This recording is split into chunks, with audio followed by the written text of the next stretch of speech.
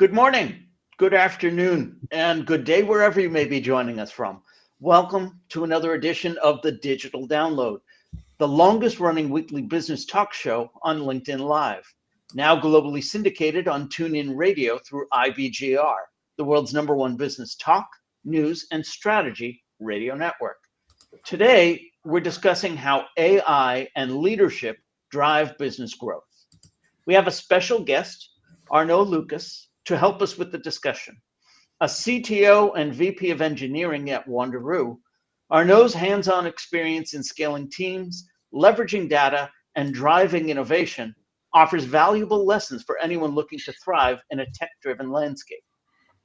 But before we bring him on, let's go around the set and introduce everyone. And while we're doing that, why don't you in the audience reach out to a friend? Ping them, have them join us. We strive to make the digital download an interactive experience, and audience participation is highly encouraged. Right. So with that, introductions. Bertrand, would you kick us off, please? Sure. My name is Bertrand Odillo, and I have to say, I'm the founder and managing partner of Odysseus & Co., working with customers to generate more conversations. And I'm very happy to be here today because we will be two French native in that call, and I'm so glad. That doesn't happen very often. So. Très bien. Great. Thank you. Three? I thought he said two. Thank you, Bertrand. Tracy. Good morning, everyone. Tracy Gorson, founder of TLB Coaching and Events, where we care about marketing that works for businesses, not just marketing to do marketing. Proud partner of DLA Ignite. And I'm too really excited because I'll tell you, there's a lot of talk about AI and marketing, and most of it's not useful. So I'm super happy to have a good focused conversation on how it can be beneficial today. Excellent. Thank you very much. Adam. Hello, everybody. I'm co-founder of DLA Ignite, and a conversation about AI is always welcome. So I'm looking forward to this. Excellent. Thank you. And Tim.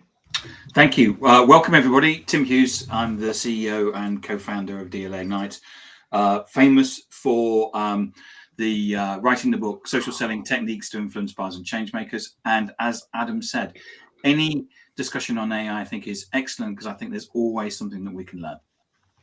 Absolutely. And myself, I am Rob Durant. I am the founder of Flywheel Results. We help startups scale. And I, too, am a proud DLA Ignite partner. As I said, this week on the Digital Download, we'll speak with Arnaud Lucas. With a track record of transforming organizations and driving exponential growth through AI and innovation, Arnaud brings unique insights on how technology can create scalable solutions and build high-performing teams. Let's bring him on. Arnaud, good morning and welcome. Bonjour. Thank you for having me here. Absolutely. Arnaud, let's start by having you tell us a little bit more about you, your background, and what led you to where you are today. So, as you can hear from my accent, I'm originally from France, as Bertrand suggested. But I've been living in the US for 26 years, so it has been a while. First 8 years in Texas, showed up there to follow my love, I guess, my wife now. And then when she was done with her studies, moved to Boston, effectively, where I've been for the last 18 years. And so, as you mentioned, I'm a CTO/VP of engineering. I like to lead and inspire high-growth, technology-first organizations and customer focus to really kind of solve customer problems. I use technology as a tool more than anything else. And yeah, I like to create high-trust, high-performing teams. I like to match strategic ambitions to technological execution and whatever that means. So that's me. Excellent. Thank you. So let's start with a foundational question. Mm-hmm. How can leaders align AI strategy with business goals? So that's the thing. Like, AI is a tool, right? And by the way, AI is not new. Like, my minor was actually in AI, so it was a while back. Generative AI, I think, which is the newer concept of AI. It's still a tool, right? And I think people kind of confuse that a bit, where there is an expectation that every company should be using Gen AI at this point. Right? There is an expectation by the market, by the investors. And I think this expectation is because, contrary to the previous waves of technology like crypto and blockchain, is more like there is AI or Gen AI is such a tool that can be used in different contexts, and every company should be able to use it. Now, I understand that expectation, right? If you cannot do Gen AI, it means that you're not innovative enough, right? That's kind of the reasoning behind it. The problem with that is that when you look in the reality of things, is that there are really two main use cases of AI, right? There is the co-pilot use cases, which is you use AI as a way to help you do your job. And to some extent, companies have little say about that. I will argue that employees may just use AI without even companies knowing about it. So strictly speaking, I'm sure that every company out there is actually using Gen AI in some ways, but they may not know it. The other use case is more like be able to integrate Gen AI as a tool into your product, right? What you are selling to your customers. That becomes way more complicated because companies today have created a lot of prototypes, right? They have saying, oh, well, we can have a chatbot for our customer service. We can do this and we can do that. Like there are plenty of places where Gen AI seems like a good idea. And to create this prototype is actually not that hard, right? You take a model, you feed it with some of your proprietary data. In some way, you can do RAG, you can do fine tuning, you can do all your own training altogether. And from that, you're like, okay, let's ask questions, get answers, everything's good, extract insights. And the problem is not that, right? Because it's a tool, it works well most of the time. The problems are the hallucinations. And because of the hallucination, that's what prevents companies from going to production with these tools in a lot of cases. Like people are doing a lot of prototyping right now, but not that many are actually making it into production. And I think that's the biggest hurdle, right? Is how do you mitigate hallucinations? How you're able to effectively make it so that you don't create more risk for your organization and you create that liability even for your organization with AI doing some crazy stuff because now you have this autonomous thing that at the end of it doesn't really think. Right? That's not what Gen AI does. It doesn't do any reasoning. It only tries to guess what's the next token in a string of tokens. So I think that's the tough part.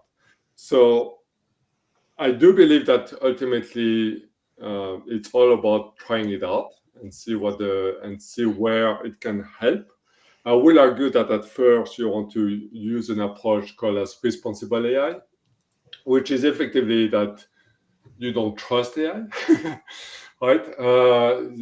So usually that means that you have a human in the loop, or you have some other ways to check that whatever AI is doing is right, instead of exposing directly the output, if you want, of anything AI directly to your customer.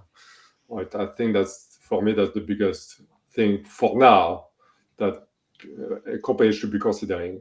Finding these use cases, right, about how to integrate AI into your strategy is actually not that hard because AI can be used for all kinds of things, right? So it's more about what is your critical need, where is there a critical opportunity for improvement, for optimization, and then prototype it. And then the most difficult part, in my opinion, is how do you box it so that it doesn't go wild.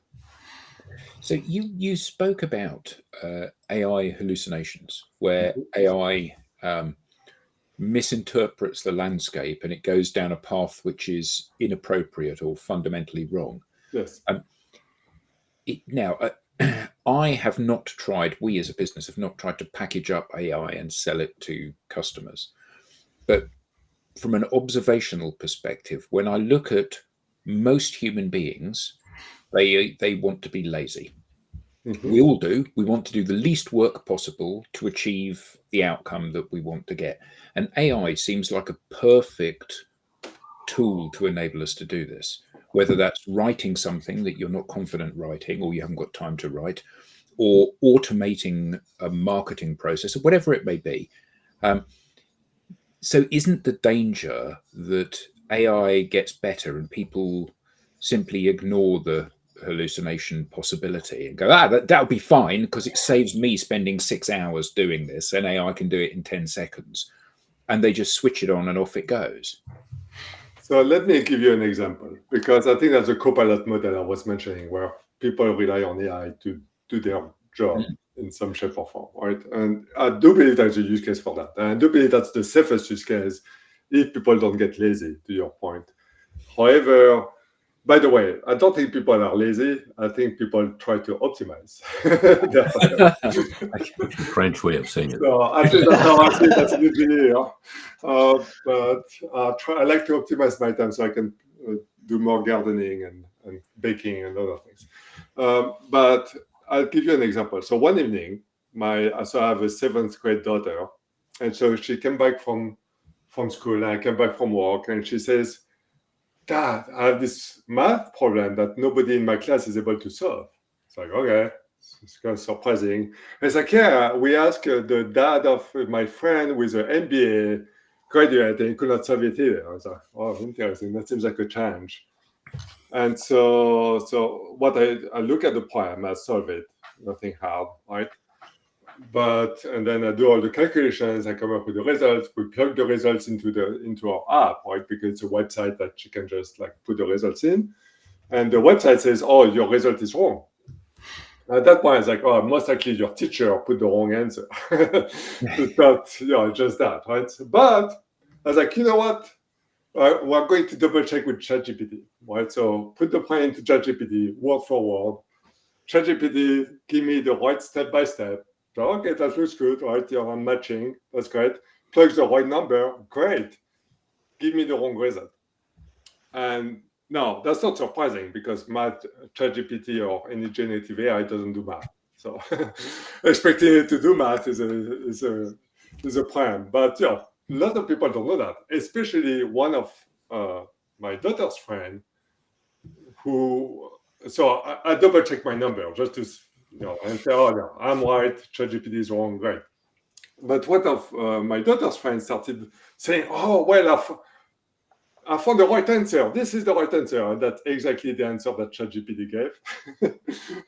And she was saying, oh, this is the right answer, I'm sure of it.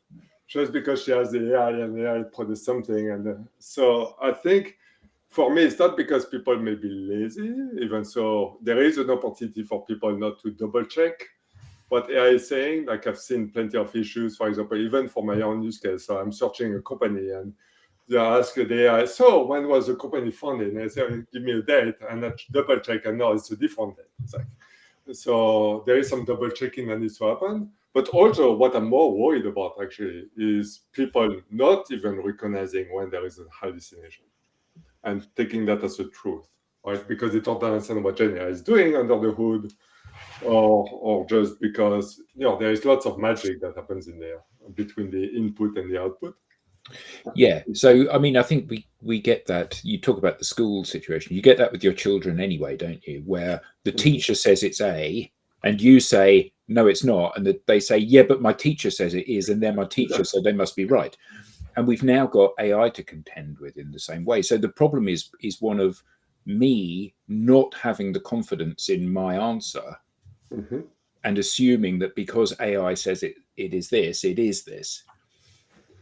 So how do we safeguard against that? Can I just add like a little on that before Arnaud answers the question? Because something I think of as you're describing this, Adam, is like, I feel like there's situations where there is a right answer, and 2 + 2 is 4. And so if I ask you 2 + 2 is 4 and you tell me it's 3 and you're hallucinating, then that's a problem, because it's actually now a wrong answer. If you ask the question, when was this company founded? And it's not the day the company was founded, it's actually a wrong answer. But I also think there's a potentiality to take advantage of that, because there's also questions that don't have right answers. And even one of the phrases Adam used was my answer. Okay? So like, what's the difference between my answer and the answer? And does that make a difference into how we might want to use generative AI? That's a good point. For me, as an engineer, I see it a slightly different way, right? I mean that you're right? Sometimes there is not right answer, but that's why we call them hallucination and not bugs, right? Because bugs suggest that there is a problem with the code, right? There is a software issue that, and therefore it's supposed to be right, and it's not doing the right thing. So therefore, there's a bug in the software that causes it to not the right thing. But here for GenAI, we talk about hallucination exactly for that purpose, because how it can go wrong can actually, some of that we just talk about what I call factual hallucinations, right? So it doesn't give you the right facts. Okay, to your point, that's easy to check. Not only that, but to mitigate that or to verify that, that's easy, right? You can have your own data set. You can say, okay, GenAI, give me this. Is it right? No, okay, well, wrong. So that's actually the easier kind of mitigation of hallucination to deal with, because you can just check it. But there are other kind of hallucinations. Another case, logical hallucination, which is funny that it's even called a hallucination, because GenAI is not logical. So it's like, okay, that's an interesting kind of bug for something that's not what it does. And then there is contextual hallucination. I think that's what you're getting into, which is when the model generates an output that conflicts with the provided instructions or context, right? So where you ask for something, and you may not have given everything there should be about that thing, and therefore the model tries to do its best to guess what should come next, but it goes in the wrong direction. And so in that case, the question is that there is nothing wrong or right about it. It's just the way it is, and it's a very subjective understanding from your side. Oh, you gave me the wrong answer. But maybe it's the user error, or the user was wrong. So I think that's that. And in that case, to your point, what the tool generates is perfectly valid, and it's just that it doesn't meet your expectations. And then the question is, how do you make sure that's where things like prompt engineering is one use case where you kind of massage your prompt to get to the right answer that you're expecting. We have a few comments from the audience.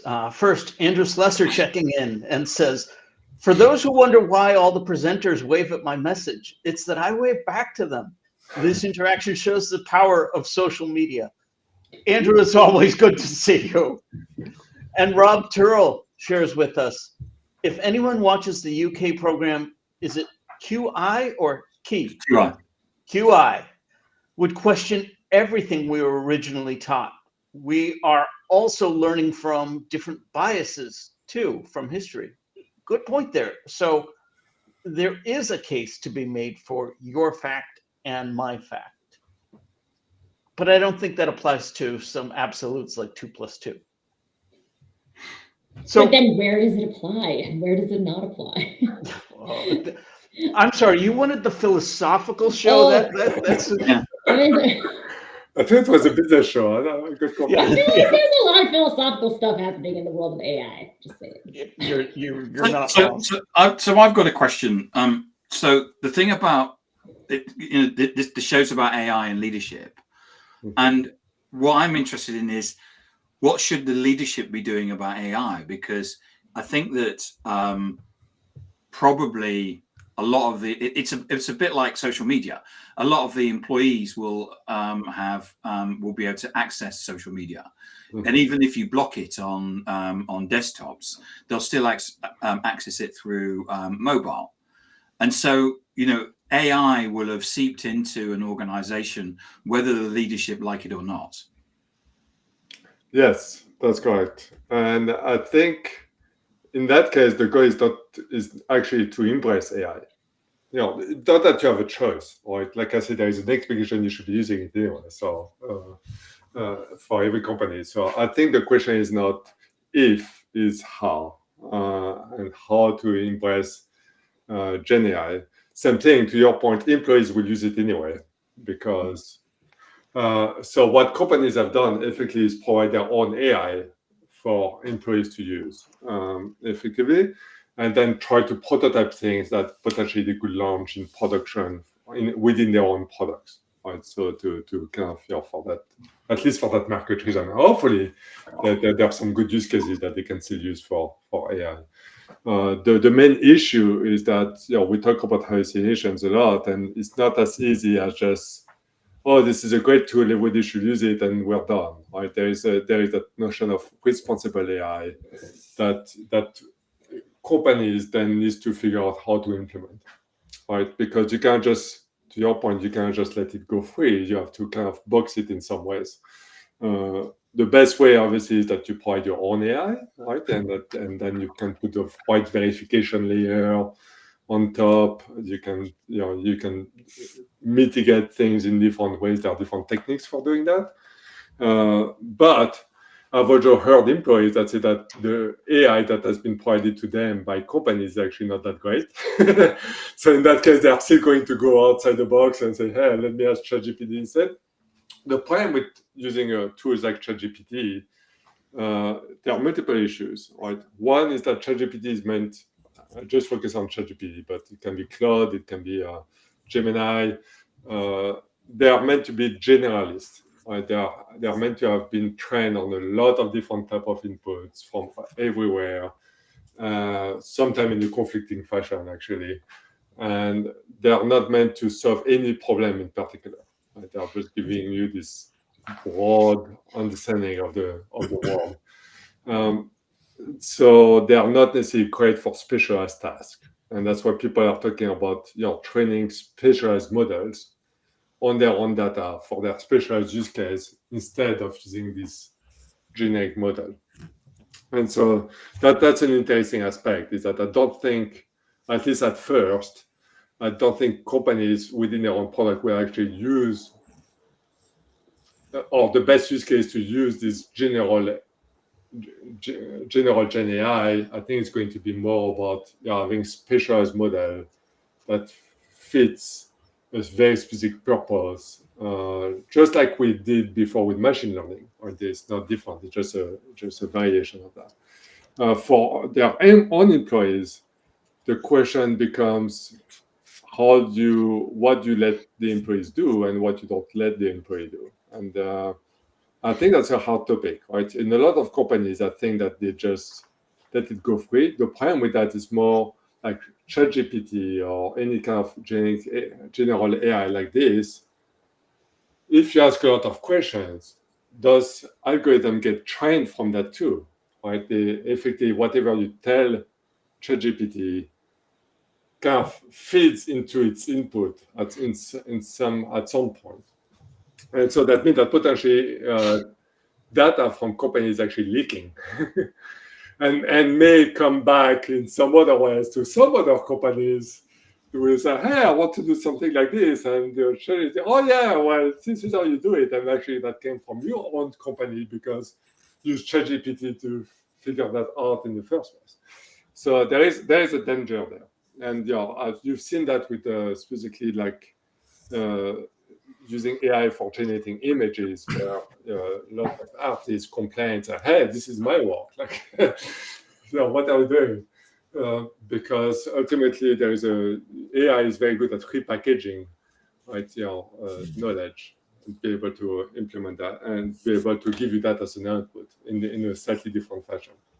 So I think that's the part that you need to be very concerned about, is how do you protect your data?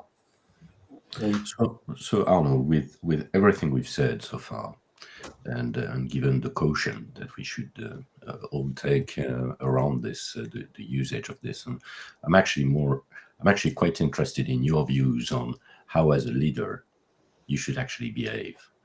Do you consider this an experiment? Do you consider, which seems to be the case, right? And because of the promise of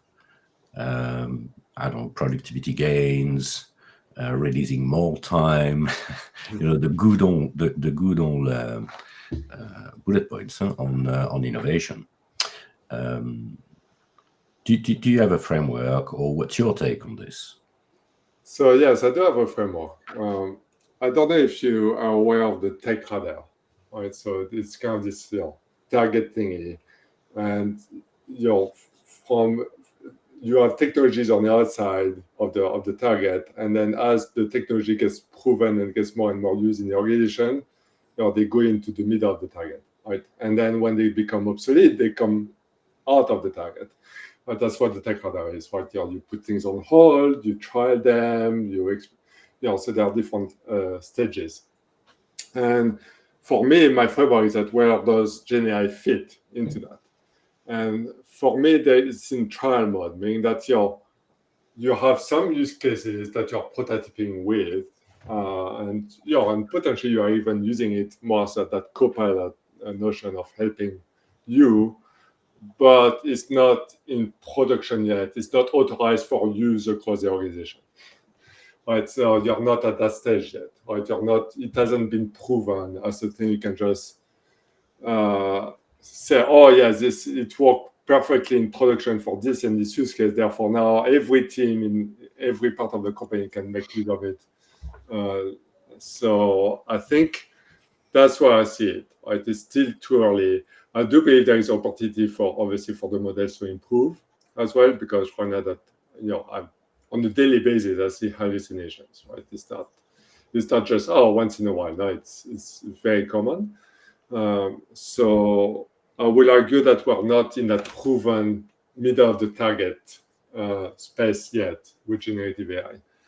Now, can we be? Yes, but we're not there yet. Well, clearly, as a daily user, what I can say is that the same question doesn't get the same answer, which if you ask twice the same question, you may not get the same answer, which is kind of disturbing for someone who's been spending 30 years in IT. When you are kind of, trying to the point that if you ask twice the same question, you should get the same answer. Now, I don't know yet if it's a challenge, but or maybe I'm just using it, in some areas where I should be still doing things differently. So I do agree that there's a learning curve basically. Mm-hmm. But I would assume that if you've got you lead an organization of 100,000, 10,000 people. And you're still looking for efficiency gains, for instance, or you're sold on that promise. That must be still a challenge to say, well, it's not yet ready, and at the same time, I see my competition is actually using it. So it's kind of a race, like on every innovation. So just food for thoughts on this, and maybe brilliant ideas that you could have and share. I mean, the problem with generative AI is deceptively easy to use, right? And what I mean by that, right, is everybody can use generative AI today, right? They just show up on Gemini and start using it. It's like, I have my nemesis, which is plastic wrappers. Right? You get your package, and you're trying to open something like I was baking a cake from the cranberry sauce left over from Thanksgiving, and so I had this vanilla extract. I was trying to open it, and there's this little plastic wrapper on top, and it took me like 15 minutes to open that plastic wrapper because they are supposed to be an easy-to-use way to open it. I could not open it, so finally I took some scissors and then went at it. And I feel like it's the same thing with generative AI, right? It's easy to use until it's not, and that's the issue, is to figure out that 15%, and making sure that doesn't going to bite you back effectively. So I agree that ultimately the cat is out of the bag, contrary to other technologies before. There is even with other technology, there is a place for it, and I believe that place would be wild and wide, meaning that it's going to be across different industries, doing different things all over the place. The problem is that right now is kind of a Wild West, right? So we're still trying to figure out where it can probably be used and how. Right, and that's why you have so many startups doing generative AI, and it's because people are still trying to figure out what the best use for those tools. Everybody claiming that this is going to be fantastic to use it for this or for that, but people are still trying it out yet. So I agree it's a race, but I believe as well that you have to be careful, right? The first to win the race is not necessarily may not be the best because of the liability and the risk that you're taking. So be careful about that. So here's something. So leadership needs to be aware of AI in its use, and needs to maybe champion AI within organizations. But I can see a potential problem here, and there are two strands to that. First is this idea of AI getting things wrong.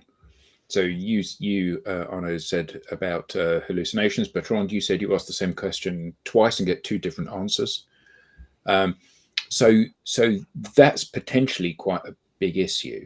And when I worked in a large organization, one of the things that amazed me was that the organization hired really good people, and then it treated the really good people like they were stupid. So it said, we're hiring you to do this job, but we will write a process or a set of KPIs that behave as if you know nothing about what it is you're doing. And the challenge here is certainly in large organizations that there's a real possibility that the leadership may not trust the people within the organization.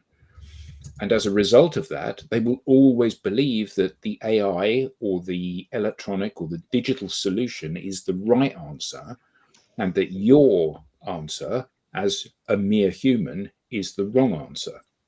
So how can leadership say, okay, here's how we want to use AI, but we need to, as you said, put humans above that? I mean, it comes down to making sure that organizations are, people are first in any organization. And they should be, right? To your point, if you're hiring the right people for the organizations, then people are first within the organization, right? They are the one that ultimately will deliver the impact that you want for the organization. Now, for me, that goes back to the notion of extreme ownership, right? So as a leader, you should have the mindset, kind of the attitude of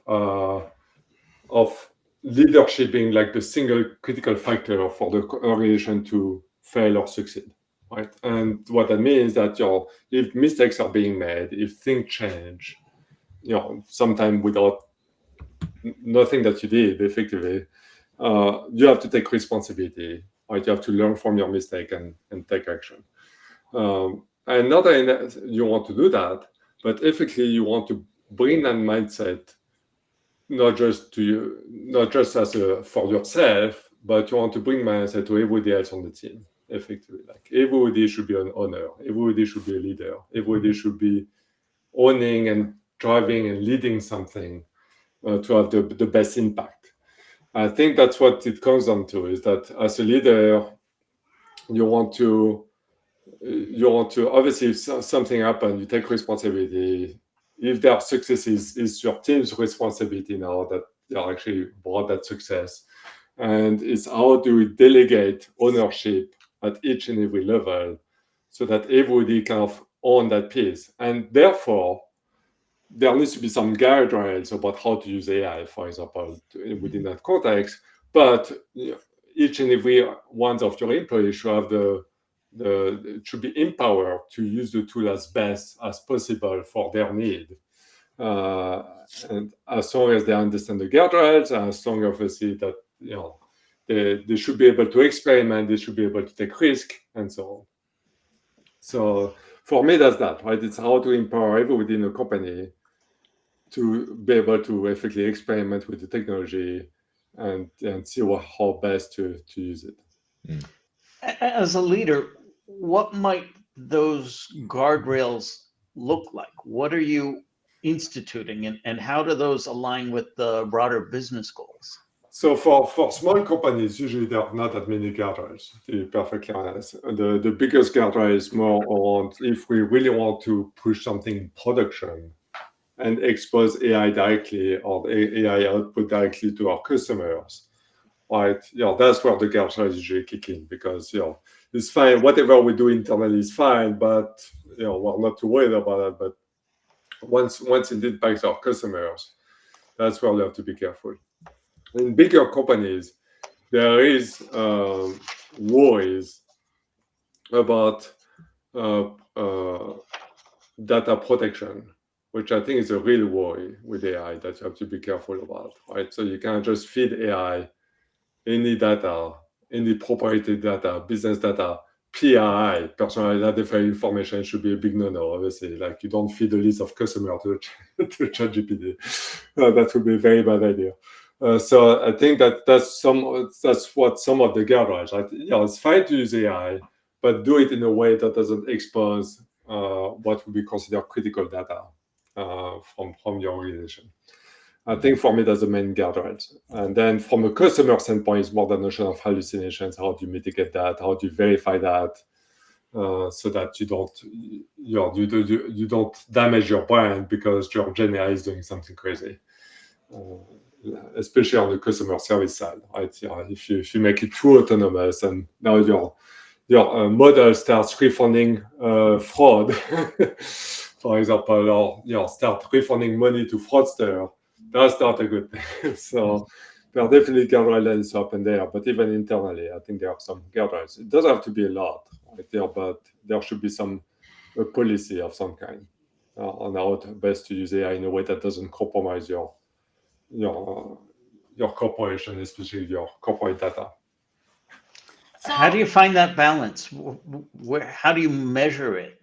How do I know I'm giving? Well, obviously, PII is too far in any instance, but how do you know where maybe you're giving some information regarding plans within the organization and hopes of getting an output, but you've pushed it too far? How does an employee know? How does a leader let the employee know what is too far? The line will be fuzzy anyway. And I think that we already crossed the line in a lot of sectors. For example, in software, like a lot of engineers use on GitHub and use GitHub Copilot. Right? The problem with GitHub Copilot, unless you check that checkbox there, is that it's going to use your code as training data, effectively. And you could argue that at least when you're a tech company, software is your blood, effectively. That's everything you are about. It's the software that you create. So if your software gets leaked in some ways, then you're already giving the keys of the house to somebody else. And companies are doing that already, right? So I do believe that the critical data for me, at least, and every company will have a different understanding there, but would be like any kind of numbers, PI, any kind of customer information that, because from a risk standpoint, like, if you have to comply with GDPR, other privacy frameworks, even in Massachusetts we have one, or the New York DFS 500 cyber rules, or any other thing like that, right? There is a need to understand where your data is, what is your critical data, where is it stored, and how you effectively retain that data. And once you start feeding that data into a ChatGPT, then you lose control, right? Because I don't know where this is going, effectively.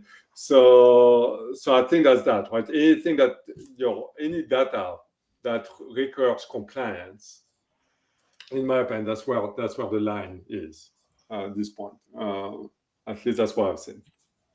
So I have a question based on, so Rob is sharing some information in the chat about the new EU AI Act.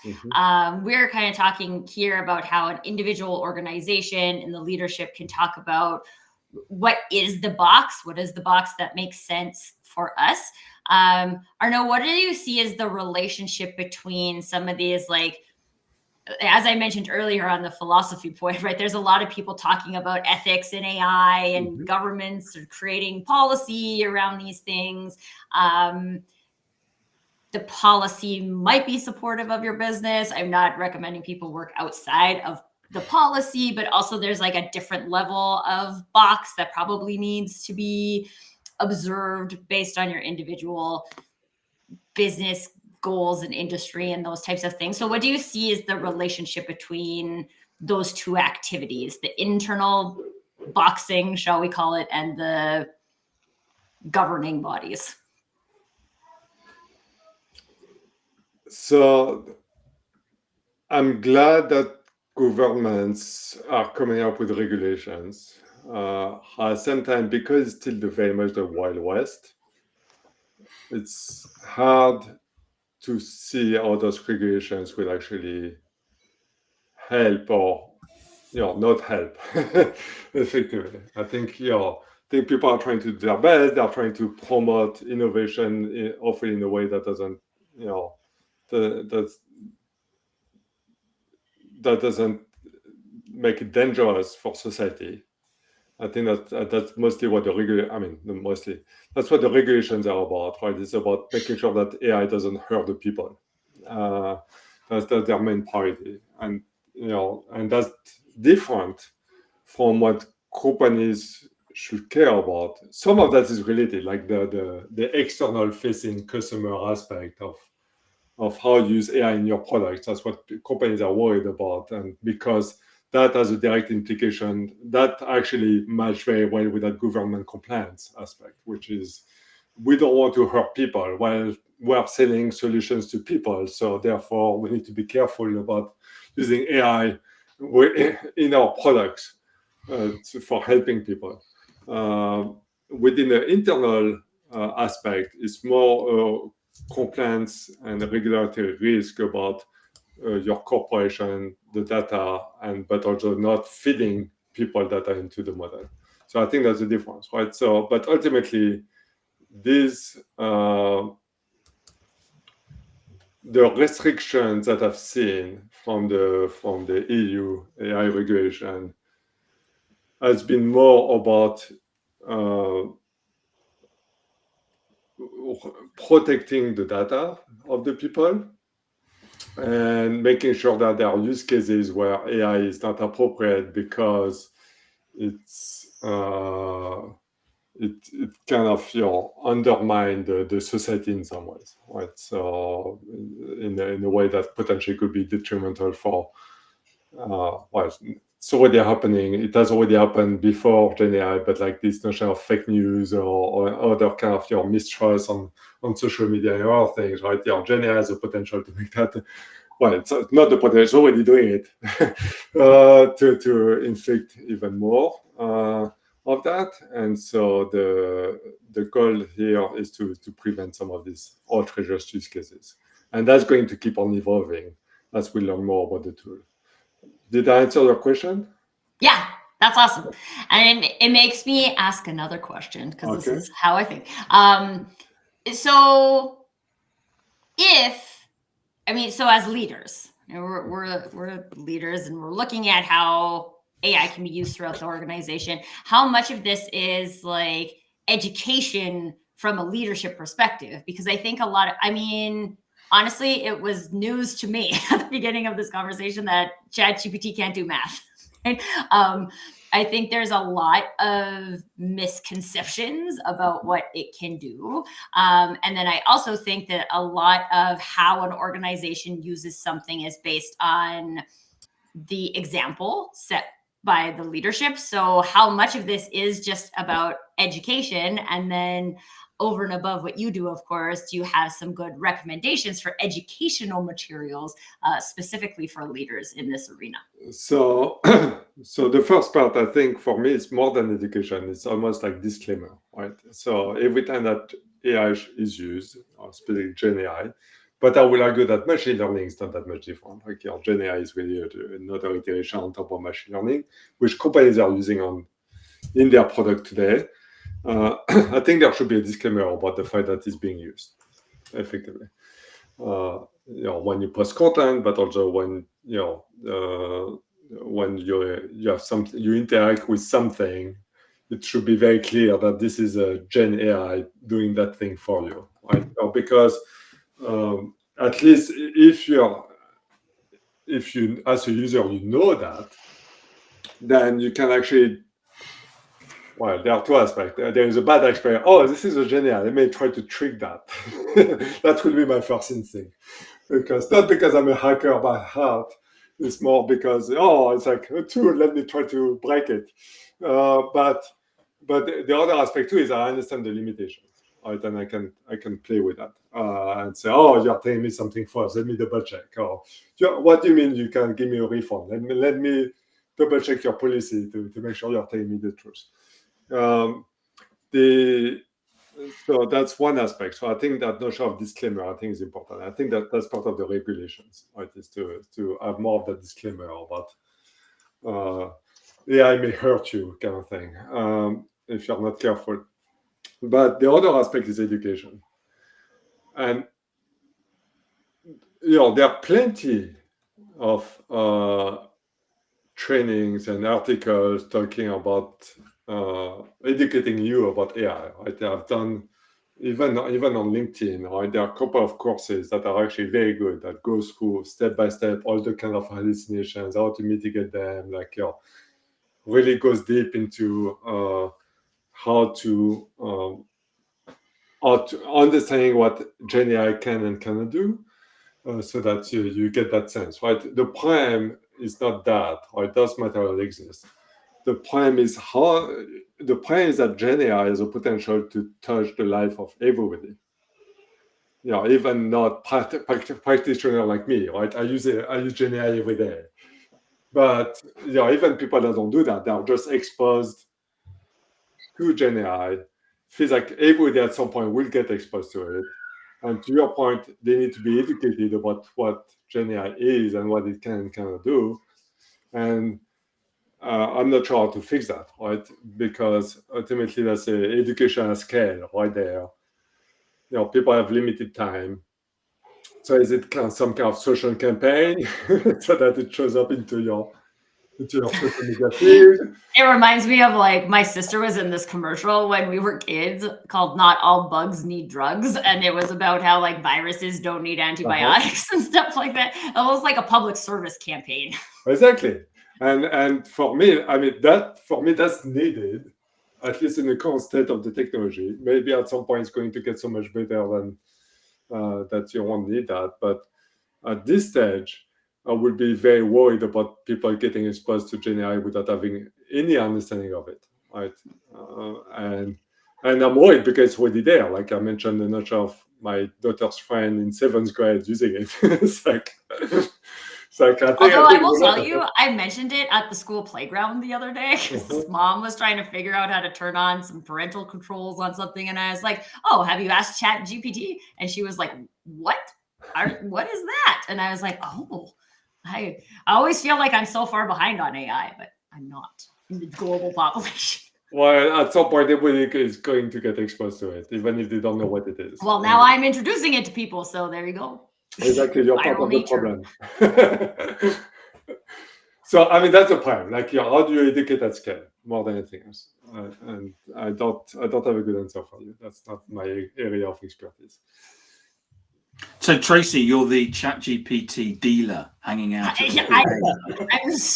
the Strathmore ChatGPT dealer. Which explains hallucinations. Yeah, the first go is to free. use it for good. Arnaud, we've But I talked don't even about. know all of the things it could do. I don't know. And this is the thing that's interesting and why I love conversations like this is because it brings to light things you don't know. And then you can dive deeper into those things to try and learn more. But until, like, if you think you know, then you just go and use a tool. And there's a lot of marketers using it to create content and things like that. And they don't have a good understanding of what it can do, what it's good at, when it's hallucinating, how to pressure test things. And I think it's important to help people understand what they don't know. Arnaud, we've talked about leaders installing guardrails. Mhm. What are some of the biggest barriers to implementing a successful AI strategy as opposed to simply lock it all down, pretend that it's not accessible? In my opinion, in order to use it successfully in any organization, you can't just use the vanilla use case. Or you can't just pop up a ChatGPT app and start putting prompts in there. Right? It's more involved than that because you need to be able to use some of your proprietary data to match your use cases. Which potentially having your own model, trained in a certain way. You need to have workflows in place.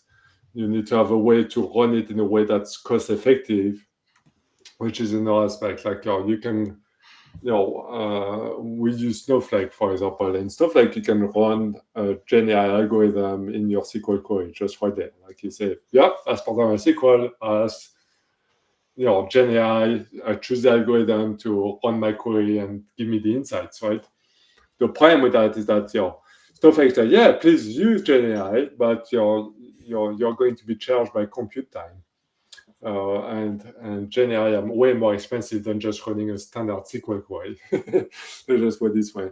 So there is a cost aspect. So there is all these kind of side things, but also the fact that at the end of the day, you really have to understand what is the critical use cases that you believe GenAI can help with, and start prototyping around it, right? You'll be able to play with it. Start with a small start with a part of the use case, really iterate on it, and then keep on expanding. It's like any technology. Like any technology, you do that, right? You don't just say, oh, I have this big thing and it's going to take 6 months to get there, and therefore I know exactly what I need to do, and then I'll see you in 6 months, right? That's never what you should be doing, right? It's like, great, I have this 6 month thing that I want to have, right? I have this strategy that I want to implement. Great. What's the first step? Great. Let's learn from the first step. What's the second step now?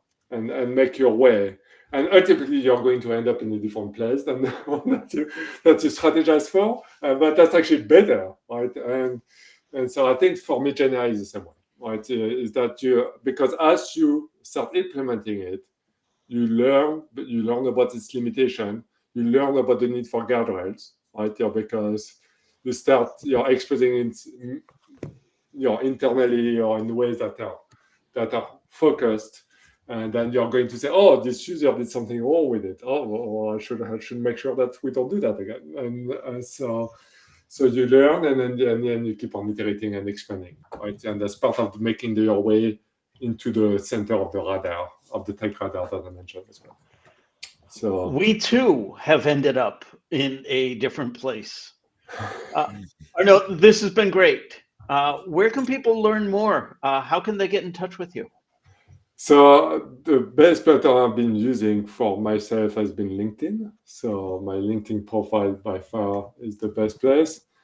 I'm actually planning to start publishing some articles about hallucinations next week. So it's a very timely topic for me because that's what I've been focusing on writing the last couple of weeks. It's about that topic exactly, and the danger of GenAI, because people talk a lot about the promises, which they're there, or GenAI is here to stay. Now, I believe there's a bit of a bubble right now, but some point that we will see what the real use cases are. but I'm more worried about what Tracy was mentioning, that people don't understand the limitations and how to deal with them. So that's something I want to write about. Excellent. We now have a newsletter.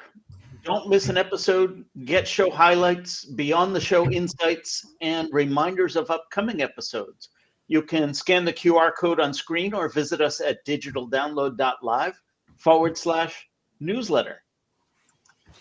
On behalf of the panelists, to our guest, and to our audience, thank you all for making this another highly interactive and entertaining episode of the Digital Download. And we will see you next time. Bye all. Bye-bye.